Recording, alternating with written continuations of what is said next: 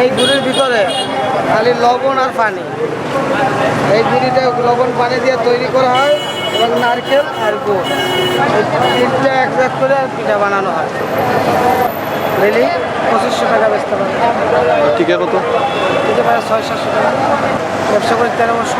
আর শীতের সিজনে ব্যবসা করি এইটা, আর গরমের সিজনে ফল টল তখন লাভ চাপ না, খালি এক বছর চলে আগে চাউলের দাম, সত্তর দাম, গুড় পদের শস্যা মরিচ সত্তর দাম, এটা বেশি তেমন টাকা হোক না, খালি জানরক আর কি একবার বালি চলে যাওয়ার মনে করুন যেসব একটা করে তো চলতে হইব, খালি এটা জানরকটা একবার চলতে কি আর কোনো ব্যবসা বাণিজ্য তেমন নাই, সত্তর দাম বেশি কোন খুশে নাই, মনে খালি মনে করুন একবার চলে দিতে হবে কি, আর তো এটা সব কিচ্ছু করার নাই। গত বছর তো জিনিসপত্র কম দাম আছে, কিছু ব্যবসা কমে গেছে, এবছর তো সবটার দাম বেশি, তেমন ব্যবসা সহ নাই। ব্যবসা যে 10 টাকা ব্যবসা তো টাকাও কেনা বেশি, গত বছর 5 টাকা করে বিচ্ছেও মোটামুটি ভালো থাকছে, ডেলি মনে করুন 1200-1300 টাকার মতন বিক্রি হয়। আর এই বছর বাঙ্গানি দিন 15 টাকা কেজি বাঙ্গানি, তো চালের দাম বুঝুনি আপনারা দাম।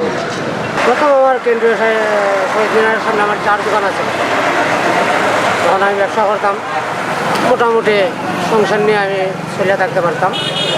তারপরে হঠাৎ করে মেয়র সাহেব এখানে যে ওই আমরা ভ্যান গাড়িতে চা বেচতাম না, এগুলা অভিযান দিয়ে অনেক আমার গাড়িও নিয়ে গেছে, আর একজনের গাড়ি নিচ্ছে নিয়ে ভাঙিয়ে নিচ্ছে। তারপরে এই ব্যবসা আর সাইডে দিলাম, এখানে রোড গার্ড ক্লিয়ার করছে, আমি আর যাই না এই ব্যবসাতে।